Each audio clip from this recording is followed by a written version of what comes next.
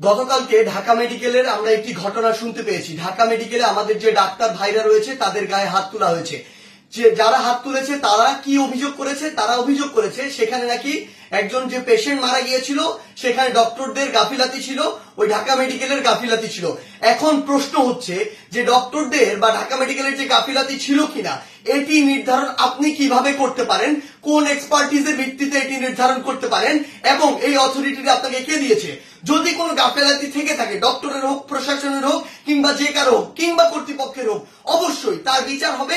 তার বিচার একটি প্রক্রিয়াধীন প্রক্রিয়া হবে, একটি তদন্তের মাধ্যমে হবে। সেই অভিযোগটি আপনি বিএমডিসি তে করতে পারেন কিংবা সেই অভিযোগটি আপনি প্রশাসনের কাছে করতে পারেন। কিন্তু আপনার কি অভিজ্ঞতাটুকু রয়েছে, আপনার কি দক্ষতাটুকু রয়েছে যে একজন ডক্টর তার সাথে গাফিলতি করেছে কিনা সেটি যাচাই করার? আমাদের সবচেয়ে বড় এখন যে সমস্যাটি হয়ে গিয়েছে, আমরা এই বাঙালিরা অধিকাংশ ক্ষেত্রে অধিকাংশ বাঙালি নিজেদেরকে সব জায়গার দক্ষ মনে করি এবং সব জায়গায় নিজের নাক গলাতে যাই।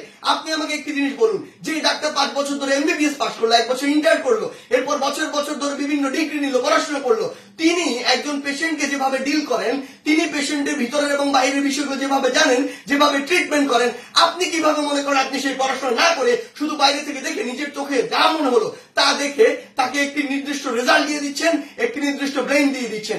আমাদের জায়গা থেকে স্পষ্ট বার্তা, এরকম একটি ব্লেম দিয়ে আসলে যখন আপনি একজন ডক্টরের গায়ে হাত তুলেন তখন আপনি যে কাজটি করেন সেটি আমরা বৈষম্য বিরোধী ছাত্র আন্দোলন আমাদের জায়গা থেকে কোনোদিনও সমর্থন করতে পারি না। আপনাদের যদি কোনো অভিযোগ থাকে সেই অভিযোগটি আপনি জানাতে পারতেন। আমরা জানি আমাদের এই পুরো প্রসেসটিতে এই ছাত্র জনতার অভ্যুত্থানে ডক্টররা কিভাবে ওই হসপিটালের ভিতর থেকে ওই ইমার্জেন্সি থেকে তাদের ভূমিকাটি রেখেছে। আমরা দেখেছি যখন কিছু সরকারের পাঁচাটা স্পিরিট, ডক্টরদের যে স্পিরিট, সেই স্পিরিটটি যাদের মধ্যে নাই এমন গুটি কয়েক ডক্টর যখন ওই ছাত্র জনতার গণঅভ্যুত্থানে আমাদের আহত ভাইদের চিকিৎসা দিতে বাধা দিচ্ছিল, তখন অধিকাংশ ডক্টর নিজের জায়গা থেকে রিস্ক নিয়ে আমাদের ওই ভাইদেরকে চিকিৎসা দিয়েছিল।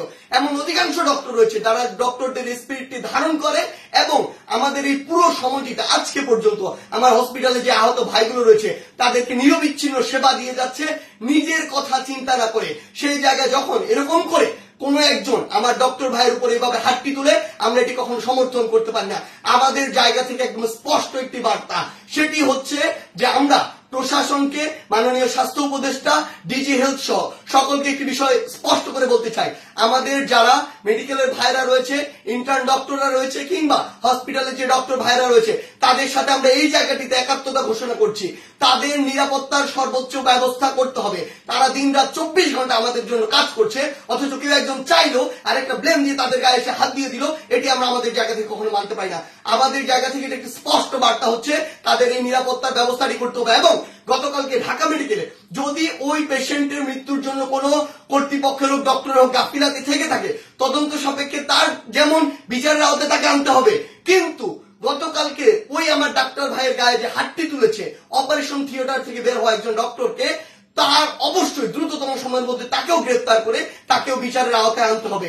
আমাদের জায়গা থেকে স্পষ্ট একটি বার্তা, আইন নিজের হাতে তুলে নেওয়ার মতো অন্যায়টি যদি আপনি করেন তাহলে আপনার পক্ষে কোনোদিন আমাদের অবস্থান থাকবে না।